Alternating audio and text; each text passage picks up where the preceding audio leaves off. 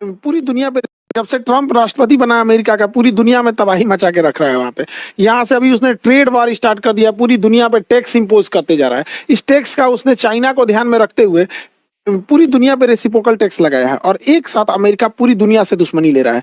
ये चाइना और रसिया के लिए बहुत अच्छा हो जाएगा, लेकिन ट्रम्प के बड़बोलेपन की वजह से पूरी दुनिया को भुगतना पड़ रहा है। अभी उसने टेरिफ लगाना चालू किया है, चाइना पे 104% का टैक्स लगा दिया है, पाकिस्तान पे 29% का, मर जाएगा बेचारा, ये 29% का टैक्स लगाया है, इंडिया पे 26% लगाया है। हालांकि इंडिया के पास भी 26% नहीं लगाना चालू किया है, चाइना पे 104% का टैक्स लगा दिया है, पाकिस्तान पे 29% का, मर जाएगा बेचारा, ये 29% का टैक्स लगाया है, इंडिया पे 26% लगाया है। हालांकि इंडिया के पास भी 26% नहीं लगाना चाहिए, लेकिन हम लोग कहीं ना कहीं थोड़ा बहुत तो सर्वाइव कर ही जाएंगे।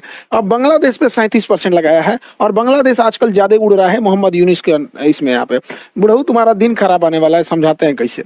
अब यहाँ पे 37% टेरिफ लगाया है। बांग्लादेश जिन जिन सामानों को अमेरिका को निर्यात करता है, जूट हो गया, सूती वस्त्र हो गए, कपड़े हो गए, टेक्सटाइल इंडस्ट्री, वो सारी चीजें भारत भी भेजता है। लेकिन चूंकि भारत पे टैक्स कम है, तो भारत की वो चीजें सस्ती हो जाएंगी और बांग्लादेश की वही चीजें महंगी हो जाएंगी। तो इस वजह से लोग बांग्लादेश की चीजों को खरीदना छोड़ देंगे, क्योंकि उनके ऊपर टैक्स ज्यादा है। अब ये बुढ़ऊ को बुझा नहीं रहा है। कुछ दिन पहले ये बुढ़ऊ बांग्लादेश से गए चाइना में, और चाइना में जाके क्या करते हैं, भाषण देते हैं कि चाइना से कहते हैं कि इंडिया का ये जो 7 सिस्टर है, इनको ये 7 सिस्टर को अगर समुंदर चाहिए तो केवल और केवल बांग्लादेश है, और बांग्लादेश इनको गाइड करता है। इसलिए आप आइए हिंद महासागर में इन्वेस्ट कीजिए, ताकि आप इंडिया को इस तरह से काउंटर कर सके। ये बात बोला ये बुढ़ऊ यहाँ पर, जबकि समझिए इस इंसान को कितना एहसान फरामोश है। यहाँ पर बांग्लादेश को अगर नेपाल को व्यापार करना होता है तो इंडिया से सामान भेजता है, इंडिया के रास्ते, और इसलिए उसको नेपाल जाना है तो इंडिया के रास्ते, म्यांमार जाना है तो इधर से जाता है, क्योंकि ये एरिया रखाइन वाला एरिया डिस्टर्ब रहता है, भूटान जाता है तो इंडिया के रास्ते। इंडिया इसे अपना ट्रांजिट यूज करने देता है बिना किसी टैक्स से, जिसको हम ट्रांसशिपमेंट एग्रीमेंट कहते हैं। अब इंडिया ने जब से ये जाके बुढ़ऊ बोला है चाइना में कि आप इंडिया को आके घेरिए, यहाँ इन्वेस्ट कीजिए, तो हमने इसका ट्रांसशिपमेंट बंद कर दिया है। अब आपको आना है इधर से तो आप भी टैक्स दीजिए, और नेपाल ले जाइए सामान, भूटान ले जाइए, म्यांमार ले जाइए। अब इनको अक्ल ठिकाने लग रही है। इसका कहना है कि इंडिया यहाँ पे समुद्र के रास्ते नहीं जा सकता, और ये बहुत पतला है चिकन नेक। अब चिकन नेक हमारी भी कमजोरी है। चिकन नेक यह पतला सा रास्ता है, यह छोटा सा 22 किलोमीटर वाला ये पतला सा रास्ता जो है, इसी के माध्यम से हमारा ये 7 सिस्टर जुड़ा हुआ है। नहीं तो ये 7 सिस्टर को महज ये 22 किलोमीटर पतला रास्ता अगर काट दिया जाए तो हमारा 7 सिस्टर कट जाएगा। उसी का मजाक उड़ा रहा था ये बुढ़ऊ। बांग्लादेश का ये वाला जो राज्य है, इसका नाम है रंगपुर। ये रंगपुर जो है, अगर ये कब्जा हो गया रंगपुर जगह, तो काम खत्म हो गया। अगर हम इसको कब्जा कर ले तो ये पूरा बराबर हो जाएगा। अब हम लोग को आने जाने में कोई दिक्कत नहीं, ट्रेन ले जाएंगे, बुलेट ट्रेन ले जाएंगे, हाईवे ले जाएंगे, सब ले जाएंगे। हमारा जो पतला गर्दन था चौड़ा हो जाएगा। और बांग्लादेश ये मत समझो कि हम लोग ये नहीं कर सकते, तुम्हारे नॉर्मल डिलीवरी में मदद हम ही लोग किए थे। समझ में आएगी नहीं, 1972 में जब तुम्हारा पाकिस्तान से नॉर्मल डिलीवरी नहीं हो पा रही थी ना, तो हम ही लोग ने नॉर्मल डिलीवरी कराने की कोशिश की थी, बाद में ऑपरेशन से कराना पड़ा था।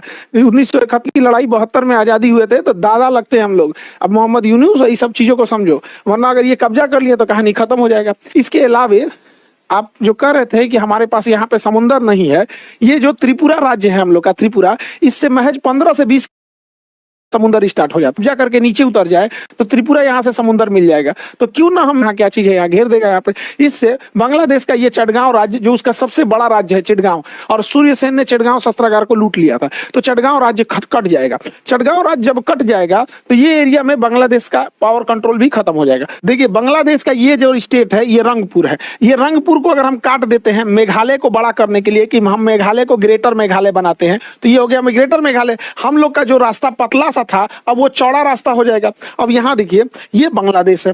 बांग्लादेश से इनका कहना है कि इन लोगों के पास समुंदर नहीं है, तो त्रिपुरा को अगर हम थोड़ा सा 15 किलोमीटर, 15 से 20 किलोमीटर नीचे लाएं तो ये समुंदर के पास आ जाएगा। अब त्रिपुरा के पास अपना समुंदर हो गया। जब त्रिपुरा के पास अपना समुंदर हो गया तो हम लोग का टेंशन खत्म। इन लोग को समुद्र मिल गया यहाँ से, और हम लोग का ये चिकन नेक जो पतला सा रास्ता था ये भी चौड़ा हो गया।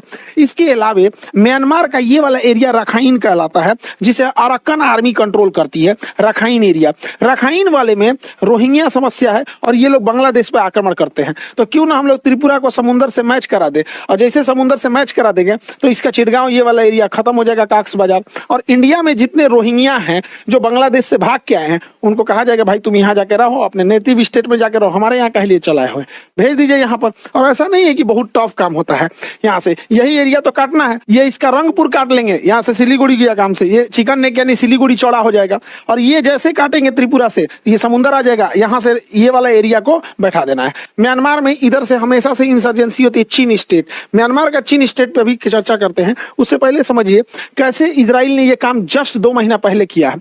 यहाँ पर सीरिया में बशर अल असद के सरकार के खिलाफ यहाँ की जनता ने गृह युद्ध करके इसे भगा दिया। तो ये जैसे बशर अल असद सीरिया से बाहर गया ना, ये देश देखिए इजराइल है, ये इजराइल ने तुरंत कब्जा कर लिया गोलान की पहाड़ी को। गोलान की पहाड़ी कब्जा करने के बाद इजराइल जो है सीरिया की राजधानी दमिश्कस से महज 10 किलोमीटर की दूरी पे खड़ा है, जब चाहे दमिश्कस को हरा के खत्म कर सकता है सीरिया की राजधानी को। तो ऐसा दुनिया में हुआ है, हम लोग भी कर सकते हैं अगर मोहम्मद यूनिस इस टाइप की नौटंकी करेंगे तब। अब अगर हम म्यांमार को देखते हैं तो ये तो बांग्लादेश है, म्यांमार का ये निचला स्टेट जो है इसे हम लोग अराक्कन क्षेत्र कहते हैं, इसी को राखाइन कहा जाता है, अराक्कन या राखाइन। यहाँ पर रोहिंग्या समस्या है। म्यांमार की जो आर्मी है जिसे हम जुंटा कहते हैं, म्यांमार की आर्मी जुंटा इसे कंट्रोल नहीं कर पाती है, और ये म्यांमार की आर्मी जुंटा से भी लड़ते हैं और ये बांग्लादेश से भी लड़ते हैं। इन्हीं को कहा जाएगा कि भाई तुम इसको भी कब्जा कर लो, इसको कब्जा करके भारत मदद करके दे दे भैया, यहाँ ले आके बसा दे इन लोगों को, रोहिंग्या सबको। जबकि म्यांमार का ये चीन स्टेट कहलाता है, चीन, यहाँ पे क्रिश्चियंस ज्यादा हैं। इनका कहना है कि हम म्यांमार में नहीं रहना चाहते हैं, हमें मिजोरम में मिला लिया जाए। हमें किस में मिला ले? मिजोरम में। तो इसे भैया मिजोरम में मिला ले और अच्छा ये मिला ले, तो नहीं तो म्यांमार को कंट्रोल करना बहुत जरूरी है, क्योंकि म्यांमार चाइना की गोद में जाके बैठते जा रहा है। अगर आप नक्शा में देखेंगे तो चाइना को यहाँ से घूम के जो आना पड़ता है ना, ये मलक्का स्टेट से, तो यहाँ हमारा अंडमान निकोबार इसे चोक कर सकते हैं, और इसका रास्ता भी बड़ा लंबा पड़ता है। इसलिए चाइना ने यहाँ से यहाँ एक सड़क बनाया, नाम रखा China Myanmar economic corridor, China Myanmar economic corridor. और यहाँ पर उसने एक बंदरगाह भी बनाया जिसका नाम है चौकसू नेवल बेस। चौकसू नेवल बेस पे यहाँ इसने अपनी नौसेना रखा है। अब सोचिए, भारत के लोग जरा ये सोच के देखिए कि हमारे सिधाने आकर चाइना, हमारे सिधाने बंगाल की खाड़ी में आकर अपनी नौसेना बना लिया, और हम लोग हाथ पे हाथ रखे। तो इसका कुछ ना कुछ खामियाजा तो म्यांमार को भुगतना चाहिए ना, लेकिन हम लोग कुछ नहीं कर रहे हैं। तो ऐसा नहीं है कि हम यहाँ से नहीं ले जा सकते, अगर प्रेम से मान रहे हैं तो ठीक है, नहीं तो इसका चीन स्टेट यहाँ मिला लिया जाता है। प्रेम से मानते हैं तो भी अच्छी चीज है। कैसे? हम लोग को यहाँ से अपने गुवाहाटी के पास से या असम से एक सड़क म्यांमार और थाईलैंड होते हुए मलेशिया के रास्ते सिंगापुर अगर एक सड़क चली जाती है, इससे एकमात्र इस सड़क से पूरे नॉर्थ ईस्ट का डेवलपमेंट हो जाएगा। एज हम लोग हिंदुस्तानी लोग अपने आप से पूछ के देखिए, क्या हम लोगों ने ये पूर्वोत्तर राज्यों के साथ सौतेला व्यवहार नहीं किया है? कोई डेवलपमेंट का नाम नहीं वहां, ना कोई पॉलिटिकल वहां पे कोई फोकस है, ना कोई डेवलपमेंट का ज्यादा फोकस है, उनके साथ भेदभाव किए हैं। इससे फायदा क्या हो सकता है? देखिए, अगर हम यहाँ से सड़क ले जाते हैं और सिंगापुर तक, तो सिंगापुर हाईली डेवलपमेंट है और वहाँ एग्रीकल्चर प्रोडक्ट नहीं होते। अगर ऐसा हम कर देते हैं तो ये एरिया अगर देखेंगे, यहाँ बिहार है, झारखंड है, बंगाल है, ये कंप्लीट एरिया के लोग अपने सामान को ट्रक से यहाँ सिंगापुर तक पहुंचा सकते हैं, म्यांमार तक पहुंचा सकते हैं। ऐसा नहीं कि ये सड़क बन नहीं सकती है, बहुत बड़ा चीज नहीं है। आखिर यहाँ से कन्याकुमारी तक तो सड़क ही है। तो बस यही अंतर है ना कि आपको ये अपने देश में दिख रहा है, तो कौन सा ज्यादा जाता है यहाँ पे? बढ़िया से इलाज करके सबका हो सकता है। आई थिंक ये करना चाहिए, मोदी जी को भी इस पे सोचना चाहिए कि हमारे यहाँ एग्रीकल्चर, नए रोजगार कहाँ से आएगा?